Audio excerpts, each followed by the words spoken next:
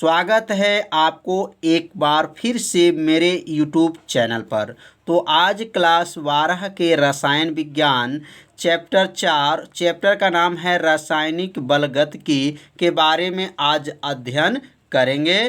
तो यह प्रतिदिन शाम को 7 बजे लाइव क्लास चलता है। तो आप सभी विद्यार्थी यह 7 बजे लाइव क्लास से जुड़िए और प्रतिदिन मेरे वीडियो को देखिए और एक अच्छे से नोट्स को भी बनाते चलिए। तो इस भाग में आज हम लोग पढ़ेंगे रासायनिक बलगतिकी क्या है और अभिक्रिया का वेग क्या है और अभिक्रिया के वेग के प्रकार क्या है। तो यह रासायनिक बलगतिकी का पहला भाग है, तो इसे अपने कॉपी में नोट भी करते चलिएगा। तो रासायनिक बलगतिकी की परिभाषा पहले समझेंगे। तो रासायनिक बलगतिकी क्या होता है, तो इसका परिभाषा होगा कि भौतिक रसायन की वह शाखा जिसके अंतर्गत अभिक्रिया के वेग को प्रभावित करने वाले कारकों का अध्ययन किया जाता है, रासायनिक बलगतिकी कहलाता है। तो यहाँ पर परिभाषा अपने कॉपी में नोट कर लीजिएगा कि भौतिक रसायन माना भौतिक रसायन मतलब यह भौतिक भी है और रसायन में भी, दोनों में आता है, इसलिए लिखेंगे भौतिक रसायन। कहेंगे भौतिक रसायन की वह शाखा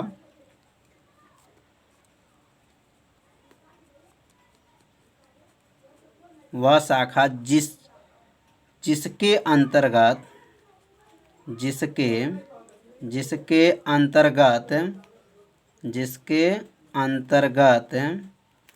अभिक्रिया के वेग को प्रभावित करने वाले, यानी जिसके अंतर्गत अभिक्रिया के वेग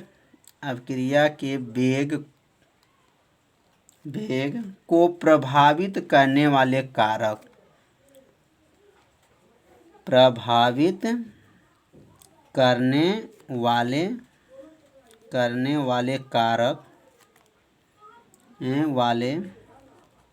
कारकों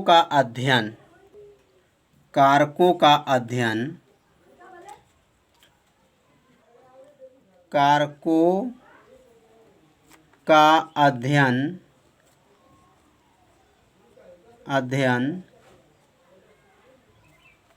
किया जाता है रासायनिक बलगतिकी कहलाता है। रासायनिक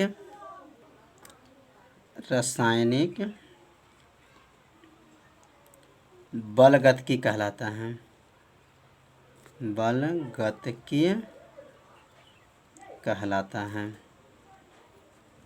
तो इसका परिभाषा जो है समझ में आप लोग को आ गया होगा कि भौतिक रसायन की वह शाखा जिसके अंतर्गत अभिक्रिया के वेग, याद रखिए मेन जो है क्या है, अभिक्रिया के वेग को प्रभावित करने वाले कारकों का अध्ययन किया जाता है, रासायनिक बलगतिकी कहलाता है। तो इस परिभाषा को जो है अपने कॉपी में क्या कीजिए, नोट कर लीजिए। अब पढ़ेंगे अभिक्रिया का वेग क्या होता है। जैसे यहाँ अभिक्रिया के वेग को प्रभावित करने वाले कारक है, तो अभिक्रिया का वेग क्या होता है, अब इसके बारे में समझेंगे। तो यहाँ नोट कर लेंगे अभिक्रिया का वेग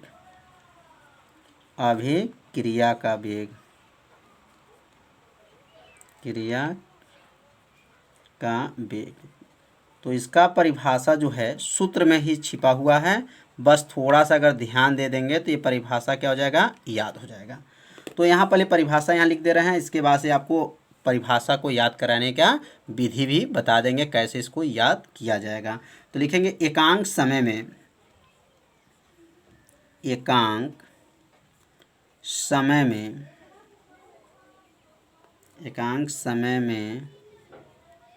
अभिक्रिया के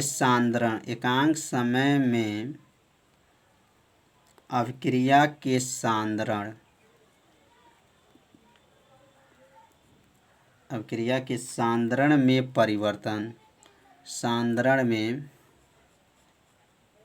परिवर्तन को अभिक्रिया का वेग कहते हैं। परिवर्तन को अभिक्रिया का वेग कहते हैं। अभिक्रिया का वेग कहते हैं।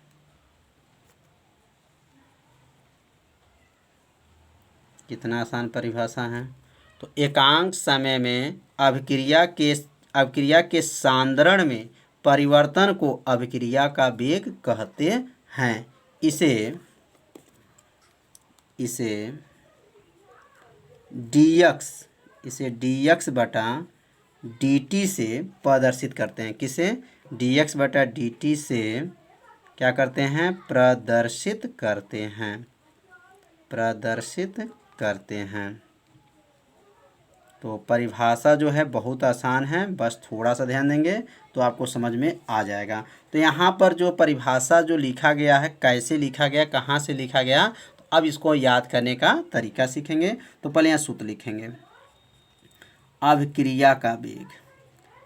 तो अभिक्रिया का वेग का सूत्र होता है, अभिक्रिया का वेग बराबर होता है सांद्रण में परिवर्तन, सांद्रण में परिवर्तन होता है बटा और यहाँ लिखेंगे समय। तो इसी सूत्र के सहायता से इसका परिभाषा को क्या किया गया है, बनाया गया है। तो कैसे परिभाषा बनाया गया है अब हम लोग समझेंगे, बस थोड़ा सा ध्यान दीजिए, परिभाषा आपको क्या हो जाएगा, याद हो जाएगा। तो यह बटे के नीचे है समय, तो जब बटे के नीचे, जब भी ध्यान दीजिए, बटे के नीचे जो लिखा रहता है इसको एकांक पढ़ा जाता है। तो एकांक समय में, कौन समय में, एकांक समय में अभिक्रिया के सांद्रण में परिवर्तन, अभिक्रिया में सांद्रण में क्या है, परिवर्तन को क्या कहेंगे, अभिक्रिया का वेग कहते हैं। तो कितना आसान परिभाषा है, बस इसी परिभाषा से इसका जो है, इसी सूत्र के सहायता से इसका परिभाषा बना सकते हैं। यह दूसरा परिभाषा हो जाएगा कि अभिक्रिया के सांद्रण में परिवर्तन और समय के अनुपात को अभिक्रिया का वेग कहते हैं। तो इसका दो परिभाषा बना सकते हैं। तो अब यहाँ दूसरा परिभाषा लिख सकते हैं, या दूसरा परिभाषा होगा अभिक्रिया के सांद्रण, अभिक्रिया के सांद्रण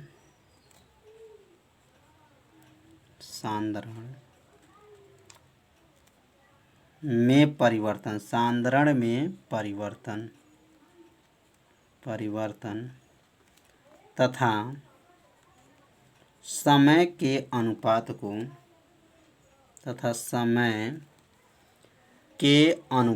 समय के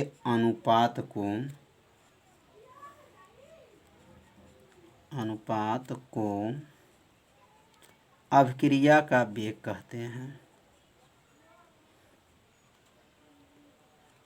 अभिक्रिया का वेग कहते हैं।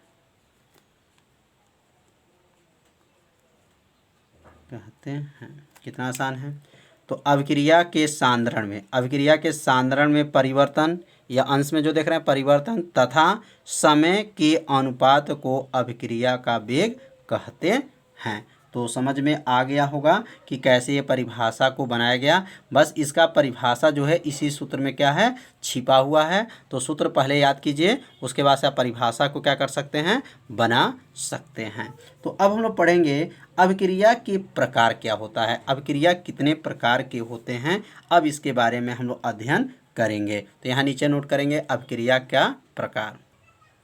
तो अब यहाँ नोट करेंगे अभिक्रिया के प्रकार। तो अभिक्रिया कितने प्रकार के, तो अभिक्रिया निम्न प्रकार के होते हैं। तो यहाँ लिख देंगे अभिक्रिया जो है निम्न प्रकार के होते हैं। और पहला अभिक्रिया का नाम क्या है, तो शून्य कोट की अभिक्रिया, प्रथम कोट की अभिक्रिया, द्वितीय कोट और तृतीय कोट की अभिक्रिया। यहाँ लिख देंगे अभिक्रिया निम्न प्रकार का होता है।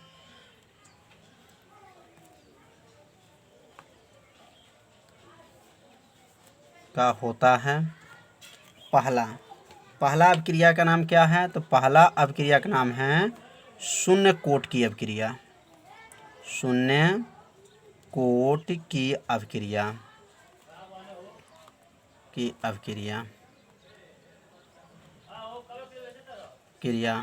उसके बाद से हम लोग पढ़ेंगे प्रथम कोट की अभिक्रिया, द्वितीय कोट की अभिक्रिया और तृतीय कोटि की अपक्रिया।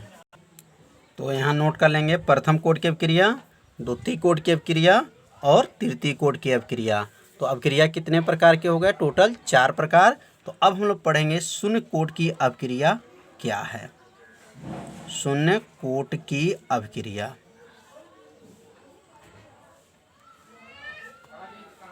तो शून्य कोटि की अगर अपक्रिया आपको याद हो गया तो समझिए प्रथम कोटि की अपक्रिया, द्वितीय कोटि की अपक्रिया और तृतीय कोटि की भी अपक्रिया की परिभाषा बना सकते हैं। बस थोड़ा सा ध्यान देंगे तो इसकी परिभाषा ध्यान से समझेंगे तो याद हो जाएगा।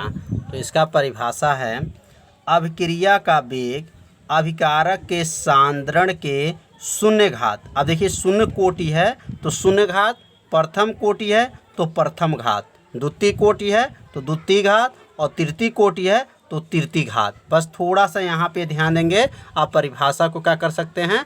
बना सकते हैं। तो यहाँ लिखेंगे शून्य कोटि की अपक्रिया कि अपक्रिया का वेग अभिकारक के सांद्रण के शून्य घात के क्या होता है? समानुपाती होता है। तो अपक्रिया का वेग किससे प्रदर्शित करते हैं? तो अपक्रिया का वेग dx बटा dt से प्रदर्शित करते हैं, समानुपाती हो गया। और अभिकारक के सांद्रण, तो अभिकारक के सांद्रण किससे प्रदर्शित करते हैं? तो a माइनस एक्स के पावर क्या हो जाएगा? 0 घात। तो यह जो बना यह किसका हो गया? तो यह लिखेंगे शून्य कोटि की अपक्रिया का यह जो है परिभाषा इसी से क्या हुआ है? बनाया गया है। तो आप परिभाषा इसी से बना सकते हैं। तो एक बार और परिभाषा को समझेंगे तो अभिक्रिया का वेग, इसका नाम है अभिक्रिया का वेग और इसका नाम है अभिकारक के सांद्रण के 0 घात के क्या होता है? समानुपाती होता है, शून्य कोटि की अपक्रिया कहलाता है। तो यहाँ लिख सकते हैं शून्य कोटि की अपक्रिया, शून्य कोटि की अपक्रिया कहते हैं या कहलाते हैं? कहलाते हैं। तो परिभाषा समझ में आ गया होगा, बहुत आसान परिभाषा है।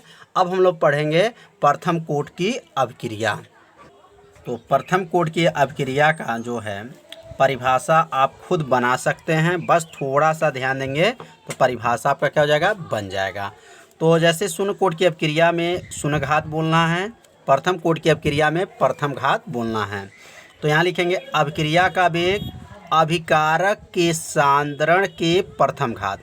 यहाँ पे इसके पहले हम लोग क्या शून्य घात था, अब क्या हो गया? प्रथम घात के क्या होता है? समानुपाती होता है, प्रथम कोटि की अपक्रिया कहते हैं या प्रथम कोटि की अपक्रिया कहलाते हैं। तो यहाँ लिख देंगे प्रथम कोटि की अपक्रिया के लिए क्या बनेगा? तो dx बटा dt समानुपाती a माइनस एक्स के ऊपर यहाँ पावर 1 है। तो यह जो बन गया जो किसके लिए बना है? तो प्रथम कोटि की अपक्रिया के लिए बना है। तो याद रखे रहेंगे क्योंकि ये आगे चल के यह समीकरण का प्रयोग किया जाएगा और इसी समीकरण के माध्यम से अभी सूत्र का निगमन आगे किया जाएगा। तो इसका परिभाषा कितना आसान है? अपक्रिया का वेग अभिकारक के सांद्रण के कितने घात? प्रथम घात के क्या होता है? समानुपाती होता है, प्रथम कोटि की अपक्रिया कहलाते हैं। तो इस सूत्र को अपने कॉपी में नोट कर लीजिए। अब हम लोग पढ़ेंगे द्वितीय कोटि की अपक्रिया। तो अब द्वितीय कोटि की अपक्रिया क्या है? तो इसका आंसर आप बना लेंगे, बस थोड़ा ध्यान देंगे। यहाँ प्रथम घात के जगह पे आप क्या बोलेंगे? द्वितीय घात। तो यहाँ लिखेंगे इसका उत्तर होगा अपक्रिया का वेग अभिकारक के सांद्रण के द्वितीय घात के क्या होता है? समानुपाती होता है, द्वितीय कोटि की अपक्रिया कहलाती है। तो द्वितीय कोटि की अपक्रिया प्रथम कोटि की अपक्रिया सेम है, बस यहाँ पे घात जो प्रथम घात के जगह पे क्या लिखेंगे? द्वितीय घात। अब यहाँ पे इसका सूत्र लिख लेंगे कि dx बटा क्या होता है? dt होता है, समानुपाती यहाँ हो जाएगा a माइनस एक्स के ऊपर कितना घात? 2 घात। बस यहाँ पहले 1 घात था, अब कितना घात हो जाएगा? 2 घात हो जाएगा। तो कौन सा कोटि की अपक्रिया हो जाएगा? द्वितीय कोटि की अपक्रिया हो जाएगा। तो समझ में आ गया होगा आप लोग को कि द्वितीय कोटि की अपक्रिया कैसे बना परिभाषा। तो इस सूत्र को भी अपने कॉपी में क्या कीजिए? नोट कर लीजिए और इसको सूत्र को याद रखिए क्योंकि आगे चल के इस सूत्र की सहायता से सूत्र का निगमन किया जाएगा। तो अब हम लोग पढ़ेंगे तृतीय कोटि की अपक्रिया। तृतीय कोटि की अपक्रिया क्या होता है? तो तृतीय कोटि की अपक्रिया आप समझेंगे तो इसका उत्तर भी बहुत आसान है। अभिक्रिया का वेग अभिकारक के सांद्रण के कितने घात पर, तो तृतीय घात के क्या होता है, समानुपाती होता है। तृतीय कोटि की अभिक्रिया कहलाती है, यानी देंगे तृतीय कोटि की अभिक्रिया कहलाती है, कि अभिक्रिया कहलाती हैं। तो परिभाषा जो है बनाना सीखना है कि परिभाषा कैसे बनता है, बस थोड़ा सा ध्यान देंगे तो आप लोग परिभाषा क्या कर सकते हैं, बना सकते हैं। तो शून्य कोटि की अभिक्रिया, प्रथम कोटि की अभिक्रिया और द्वितीय तृतीय कोटि की अभिक्रिया कैसे बना, बस यहीं पे ध्यान देंगे। 0 घात, 1 घात, 2 घात और क्या किया गया, 3 घात यहाँ पर बनाया गया। तो आज जो है हम लोग क्या पढ़ें, रासायनिक बलगतिकी क्या है और अभिक्रिया का वेग क्या है और अभिक्रिया के वेग कितने प्रकार के होते हैं, तो आज के वीडियो में बताया गया। तो आज के वीडियो इतना ही रहेगा। अब कल के वीडियो में अब इसके जो कोटि की अभिक्रिया पढ़े हैं, अब इसके माध्यम से सूत्र का निगमन किया जाएगा। तो कल 7 बजे वीडियो देखना न भूलिए।